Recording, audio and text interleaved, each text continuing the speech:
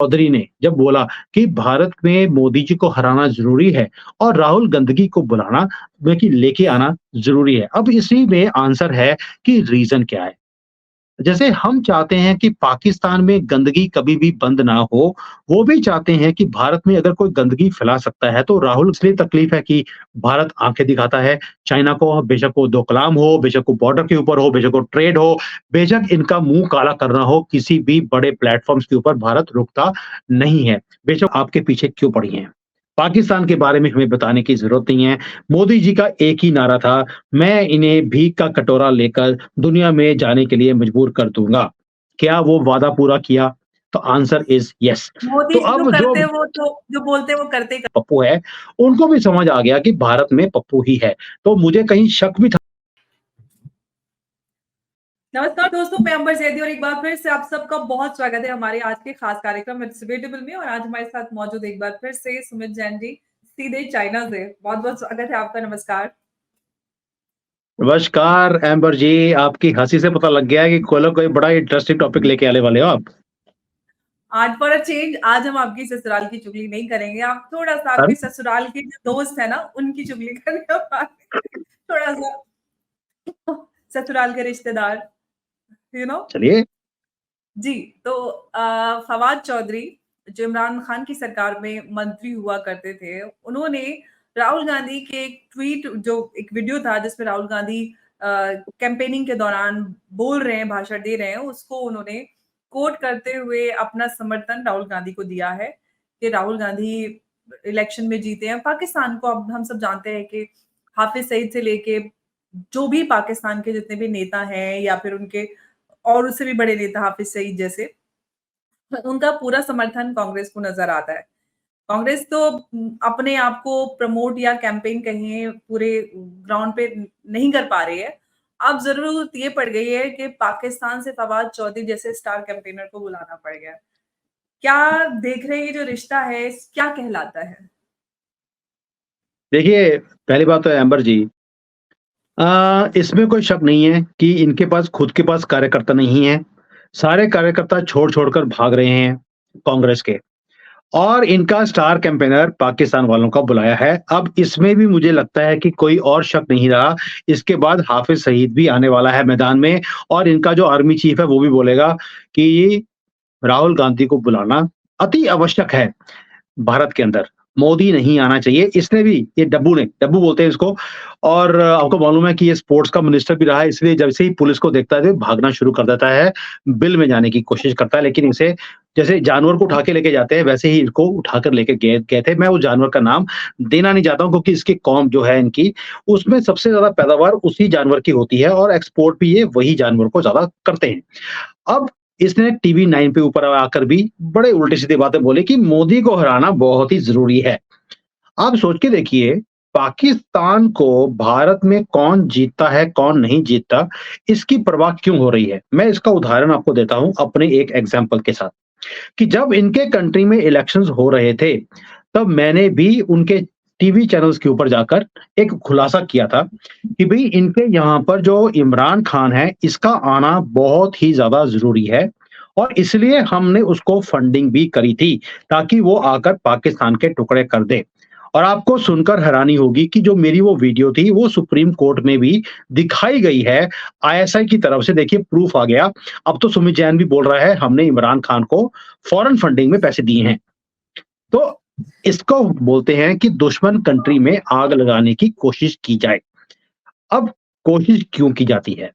दुश्मन कंट्री जो होती है, उसमें जो स्ट्रॉन्ग लीडर होता है, उसको कभी भी सपोर्ट नहीं किया जाता। जो उस कंट्री में कुछ सूंघने वाले लोग होते हैं, जो वीक लोग होते हैं, उन्हें ही सपोर्ट किया जाता है। हमने भी इमरान खान को पैसे दे देकर सपोर्ट किया है भारतीयों ने। अब राहुल गांधी जो है, वो भी सूंघने वाला आदमी है, सुबह-शाम सूंघता है, मॉर्निंग को उसको उठते ही उसको तारे दिखने शुरू होते हैं, तो वो बोलता है today morning I got up at night. तो जो उसका ये बयान था, इसी से आप समझ सकते हैं कि वो सुबह क्या सूंघ कर उठा था। इमरान खान का भी यही हाल है, वो भी इसलिए हम उसको सपोर्ट करते थे, उनके लोग हमारे यहाँ पर राहुल गांधी को सपोर्ट करते हैं। इसमें कोई जिसको बोलते हैं बुरा मानने वाली बात नहीं है, लेकिन हमें खुशी है, उन्हें भी समझ आ गया, जैसे हमें समझ आ गया था कि इमरान खान एक पप्पू है, उनको भी समझ आ गया कि भारत में पप्पू ही है। तो मुझे कहीं शक भी था अगर कि क्या ये पप्पू है या नहीं है, वो मुझे अब कन्फर्म हो गया है। तो जो इन्होंने कांग्रेस ने जो स्टार कैंपेनर है डब्बू, इसको बुलाया है। अब इसकी मैं थोड़ी-सी आपको असलियत बता दूँ। ये ऐसा एक आदमी है कि जिस-जिस पार्टी में गया और उसको सपोर्ट किया, वो सारी डूब गई। तो इसका मतलब है कि कांग्रेस का डूबना अब तय है। कांग्रेस तो वैसे ही नजर नहीं आ रही है। अब पूरे कहीं पे भी ढूंढने से माइक्रो मोदी जी कह रहे माइक्रोस्कोप लेके ढूंढिए तो भी कहीं पे पता नहीं चल रहा है। अब जरूरत इतनी पड़ गई थी, पाकिस्तान को बुलाना पड़ गया उन्होंने चुनावी अपने प्रमोशन के लिए। लेकिन सुमित जी, एक वीडियो मैं आपको दिखाती हूँ जिन डब्बू की आप बात कर रहे हैं, ये वही डब्बू हैं। यहाँ पर के स्पीकर जनाब शाह महमूद कुरैशी साहब की टांगें कांप रही थी, कह रहे थे हिंदुस्तान हमला कर रहा है। हमने हिंदुस्तान को घुस के मारा है जनाब स्पीकर वहां पे। और पुलवामा में जो कामयाबी है, पुलवामा में जो हमारी कामयाबी है, वो इमरान खान की क़यादत में इस कौम की कामयाबी है। उसके हिस्सेदार आप भी सब हैं, उसके हिस्सेदार हम भी सब हैं। और जिस तरीके से आप आके ये बातें करें और आप कहें ये वो फख्र है जो कि हमारी पुलवामा के वाकये के बाद जिस तरीके से हमने घुस के मारा हिंदुस्तान को, जिस तरीके से हमने घुस के मारा। सुमित जी, आपने ये वीडियो देखा और हम सब जानते हैं कि 2020 में पुलवामा अटैक जो हुआ, जिसमें हमारे 40 जवानों की शहादत हुई, जिसको लेकर कांग्रेस ने पूरी तरह से या पूरे विपक्ष की बात करें, प्रधानमंत्री मोदी को पूरी तरह से जिम्मेदार ठहराया, टाइमिंग पे सवाल उठाया। सत्यपाल मलिक ने बड़े-बड़े खुलासे करने का और बड़े सच्चाई खोलने का दावा किया। ये वही फवाद खान हैं जो संसद में खड़े होकर खुलेआम कह चुके हैं कि किस तरह से हमने ये कामयाबी हासिल की इमरान खान की क़यादत में। तो सवाल दुश्मन से करने के बजाय मतलब सवाल सीधा ये है कि हमारे देश के विपक्ष को प्रधानमंत्री से ज्यादा भरोसा पाकिस्तान पे है। ऐसा क्यों? देखिए, ये सियासत है, पॉलिटिक्स है। पॉलिटिक्स में हमेशा ही उस चीज़ों को तोड़-मोड़ कर निकाला जाता है जो आपके फ़ायदे की बात होती है। इनको ये लगता था, इन्होंने एक ऐसा कार्ड खेला है कि अब पूरा का पूरा जो भारत है वो मोदी जी के खिलाफ हो जाएगा। और जो 2004 में इन्होंने तहलका रिपोर्ट निकाली थी कि जी जो वाजपेयी जी हैं, उन्होंने कॉफ़िन का केस जो था, जो हमारे लोग कारगिल में मारे गए थे, इन्होंने एक फेक रिपोर्ट निकाल कर पूरा का पूरा नैरेटिव ये वाजपेयी से निकाल कर इन्होंने वो इलेक्शंस को हाईजैक कर लिया था कांग्रेस ने। इनको लगता था कि 2019 में भी हम ऐसा ही कोई काम करेंगे। एक भारत के ऊपर अटैक करवा दिया। मैं करवा दिया बोल रहा हूँ क्योंकि अब तो ये डब्बू ने कन्फर्म कर दिया है कि ये मोदी जी की तरफ से नहीं करवाया गया था। ये पाकिस्तान से करवाया गया था ताकि यहाँ पर लोग मरेंगे, उससे मोदी जी का नाम खराब होगा। लोगों के दिमाग में ये बात डाली जाएगी कि मोदी इज़ अ वीक प्रधानमंत्री। अब मैं ये क्यों बोल रहा हूँ? मेमोरी हमारे भारत के लोगों की बड़ी छोटी है, आपकी बहुत अच्छी है क्योंकि आप जर्नलिस्ट रही हुई हैं, तो मैं आपको भी याद दिलाता हूँ। आपको याद होगा कि इस हरकत से थोड़े महीने पहले से यानी कि अक्टूबर 2018 से एक नैरेटिव चलाना शुरू किया गया था कांग्रेस की तरफ से कि भारत की डिप्लोमेसी खराब है, जयशंकर जी को फॉरेन पॉलिसी के बारे में एबीसी भी पता नहीं है, चाइना के बारे में वो कुछ जानते नहीं हैं और मोदी जी एक वीक प्रधानमंत्री हैं। अक्टूबर, नवंबर, दिसंबर, जनवरी, फरवरी तक यही नैरेटिव चलाया गया। उसके बाद जब ये अटैक हुआ, कांग्रेस ने एक ही बात बोली, हमने तो पहले ही बोला था कि ये बड़ा वीक प्रधानमंत्री है, हमारे बॉर्डर्स को ये प्रोटेक्ट नहीं कर सकता, आपको ऐसा प्रधानमंत्री चाहिए क्या? ऊपर से चोर तो है ही है ये। तो इन्होंने जब ये 2 चीज़ों को क्लब किया, तो लोगों के दिमाग में बात आनी शुरू हो गई कि may be Congress is saying the right things. ये तो कांग्रेस ने और पाकिस्तान ने कभी ये सोचा नहीं था कि मोदी जी जवाब देंगे, पाकिस्तान वेट कर रहा था कि जैसे उड़ी में हमने जवाब दिया था, हम वैसा ही जवाब दोबारा से देने की कोशिश करेंगे और हम और ज़्यादा आर्मी के लोगों को मारेंगे। तो उससे मोदी जी का नाम और खराब होगा। उन्हें शायद अंदाज़ा नहीं था कि हमारे पास हनुमान जी भी हैं, रामचंद्र जी तो बाद में आते हैं। अभी तो हमने कृष्ण का इस्तेमाल भी नहीं किया, उसके बाद हमारे पास महादेव जी भी हैं। तो ये पाकिस्तान को उस हनुमान जी के जो तरीका था, 13 दिन के बाद हम वहाँ पे घुस के उनको जैसे मार के आए, इसका अंदाज़ा नहीं था, जिसके कारण पूरा का पूरा नैरेटिव इनका खत्म हो गया, कांग्रेस का भी और पाकिस्तानियों का भी। तो जो ये सारी चीज़ें हैं, ये पॉलिटिक्स है।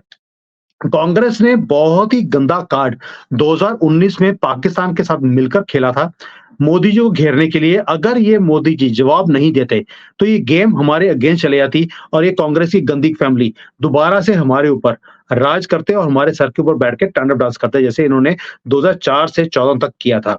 तो ये पॉलिटिक्स है, आपको समझनी पड़ती हैं चीज़ें। कई चीज़ें उस वक़्त समझ नहीं आती, बाद में आती हैं। इसीलिए मुझे लगता है भगवान ने एम्बर ज़ायदी और सुमित जैन को इकट्ठे बिठाया हुआ है आज की डेट में। जी, बिल्कुल, लेकिन फिर भी देखिए हम बात करते हैं भारत की बात करते हैं, किसी सरकार किसी भी पार्टी की बने, लेकिन उद्देश्य ये होता है कि हम देश चलाएँ, देश को मजबूत करें, देश की जनता को आगे ले जाने का कार्य करें। लेकिन हम जब भी अपने विपक्ष की बात करते हैं, देखिए पॉलिटिकल आपकी आइडियोलॉजी अलग हो सकती है, आपका काम करने का तरीका अलग हो सकता है।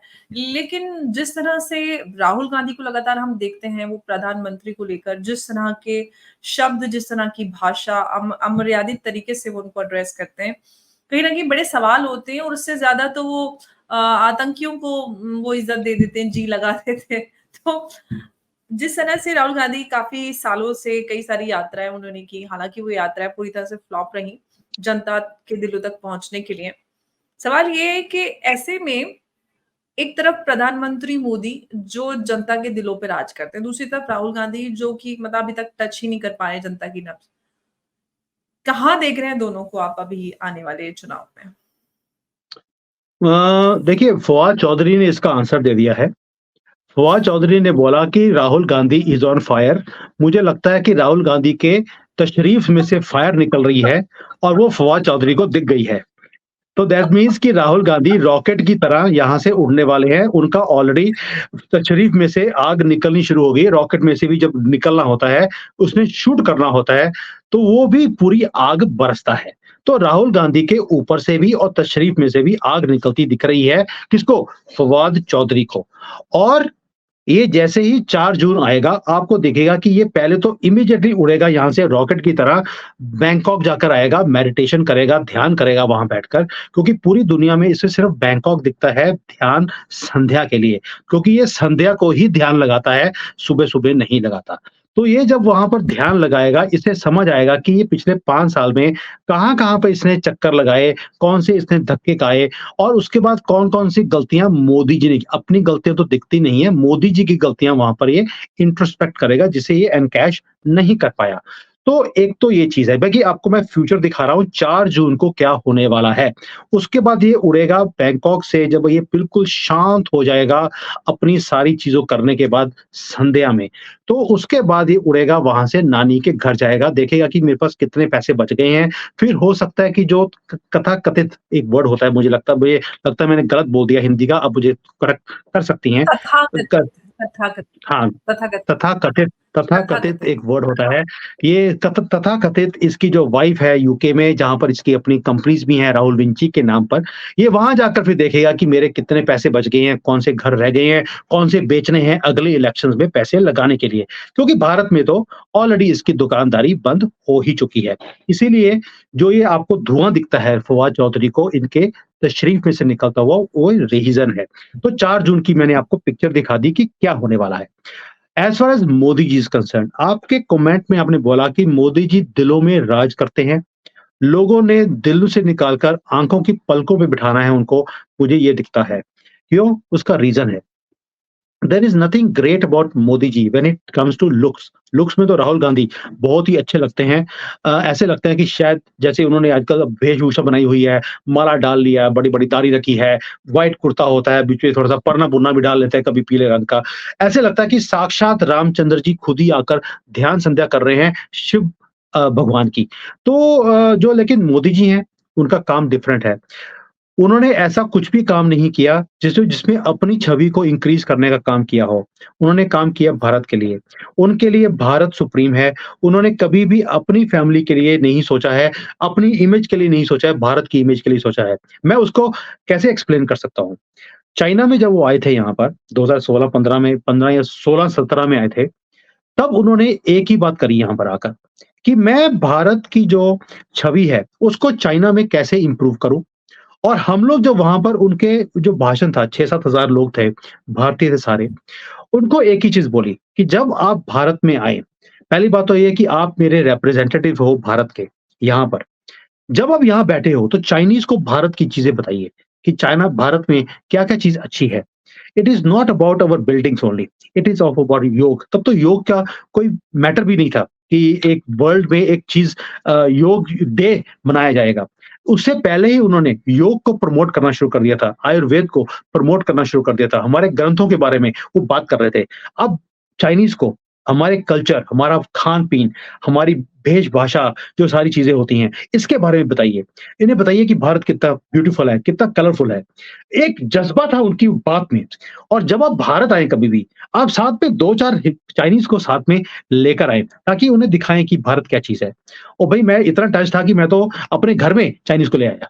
तो ये होता है मोदी जी का फ़र्क कि मैंने भी भारत से कोई लड़की लेके आने की बजाय चाइना से ले ली।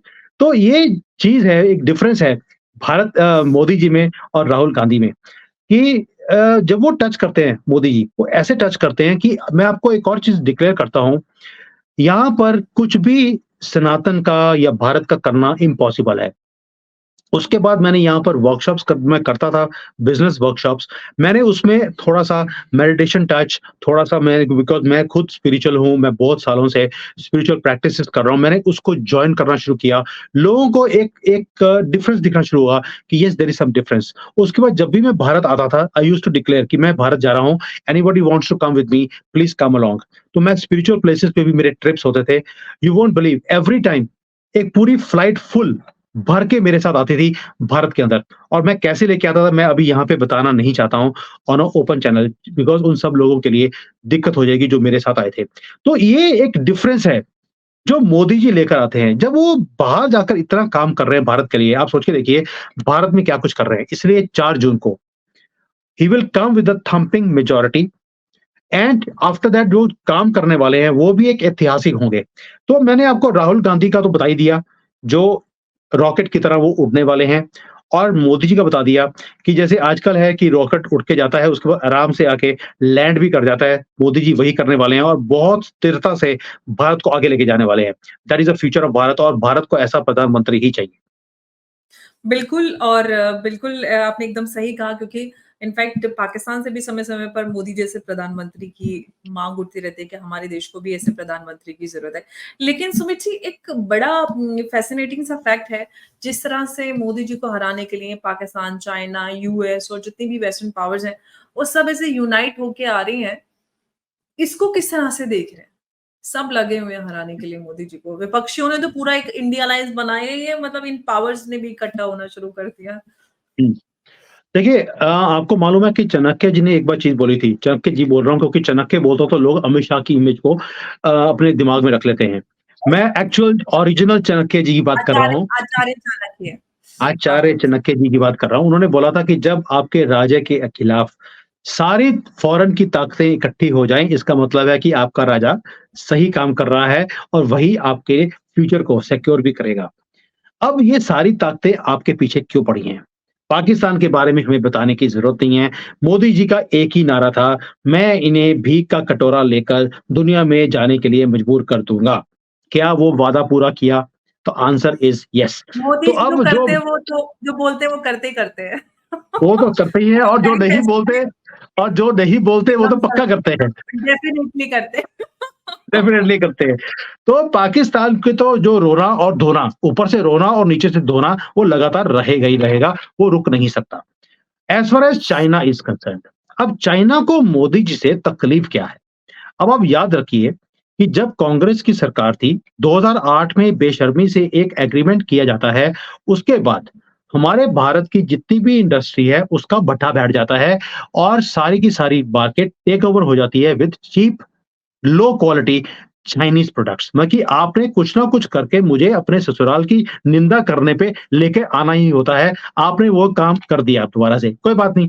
तो यहाँ से जो चीप लो क्वालिटी प्रोडक्ट्स थे वो सारे के सारे डंप किए गए भारत में और हमारी मार्केट का बुरा हाल कर दिया। ये हुआ था 2008 के एग्रीमेंट में। लेकिन मोदी जी ने आने के बाद आहिस्ता-आहिस्ता उस चीज़ों को रिवर्स करना शुरू किया। अब 2020 से हमने देखा कि पहले ग्राउंड वर्क बनाया गया, उसके बाद इनके सारे ऐप बंद कर दिए। इनके फिनिश्ड प्रोडक्ट्स को इंपोर्ट करना बैन करा दिया गया है, एक-एक करके जो इनकी मेजर इंडस्ट्रीज़ हैं। यस, हमारा ट्रेड बढ़ रहा है विद चाइना, लेकिन सिर्फ रॉ मटेरियल्स आ रहे हैं, अब फिनिश्ड गुड्स की यहाँ पर आना बंद हो गया है। अब चाइना को इसलिए तकलीफ है कि भारत आँखें दिखाता है। चाइना को बेशक वो डोकलाम हो, बेशक वो बॉर्डर के ऊपर हो, बेशक वो ट्रेड हो, बेशक इनका मुँह काला करना हो, किसी भी बड़े प्लेटफ़ॉर्म्स के ऊपर भारत रुकता नहीं है। बेशक वो टेररिस्ट को सपोर्ट की बात ही क्यों ना हो, now we speak on their face. China को ये तकलीफ है ऑन मल्टीपल फ्रंट्स।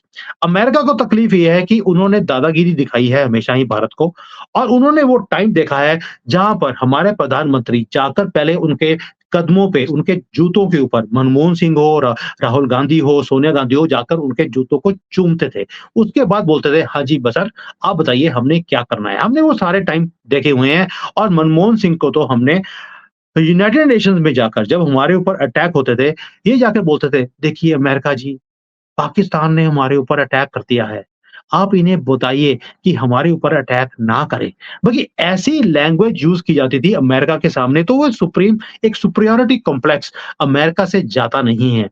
और मोदी जी हैं, उन्होंने खुद तो बोलते नहीं हैं, एक छोटा-सा आदमी रखा हुआ है जयशंकर नाम का, उसको भेज देते हैं और वो वहाँ जाकर जैसे चपेड़ मारकर आते हैं, उन्हीं के देश में बैठकर ओ भाई पिछले 5 साल पहले चपेड़ मारी थी, उसके निशान अभी भी उनके चेहरे के ऊपर आपको साफ दिखाई देते हैं। गोरों के मुँह पे वैसे भी चांटे के निशान जल्दी से जाते नहीं हैं, रंग के कारण।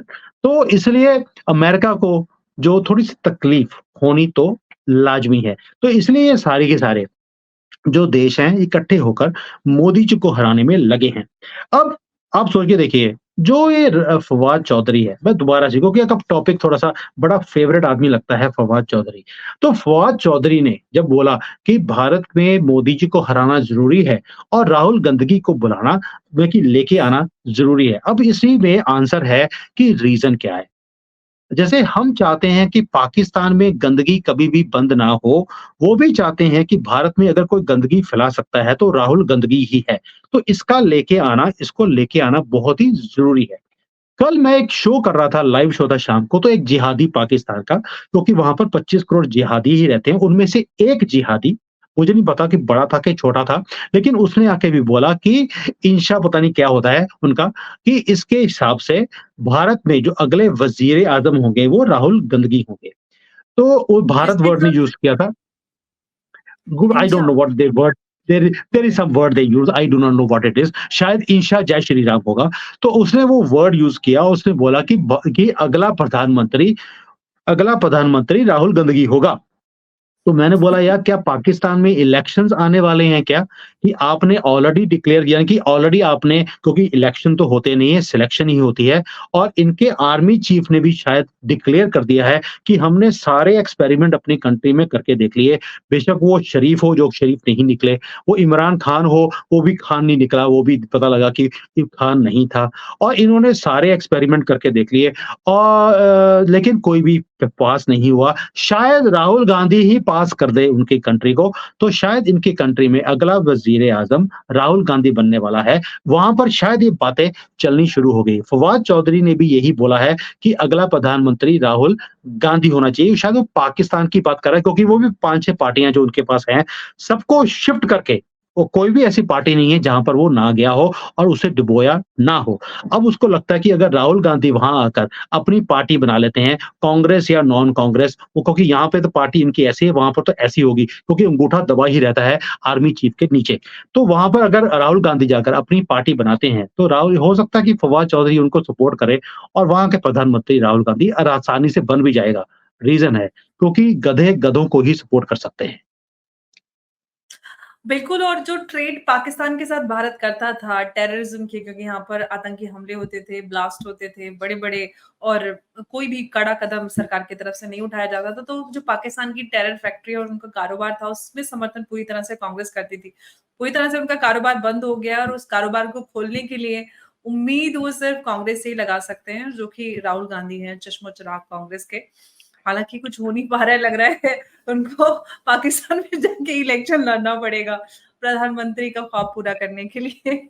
शायद उनका ख्वाब कहीं जाकर पूरा हो जाए। फिलहाल भारत में तो पूरा होता नज़र नहीं आ रहा है, क्योंकि मोदी जी पूरी तरह से छाए हुए हैं। सुमित जी, बहुत-बहुत शुक्रिया आपका, इस इंटरेस्टिंग चर्चा में आप मेरे साथ जुड़े, और एक अहम और काफ़ी अच्छी चर्चा आपके साथ रही हमेशा की तरह। बहुत-बहुत धन्यवाद। नमस्कार, जय हिंद, जय भारत। जय हिंद।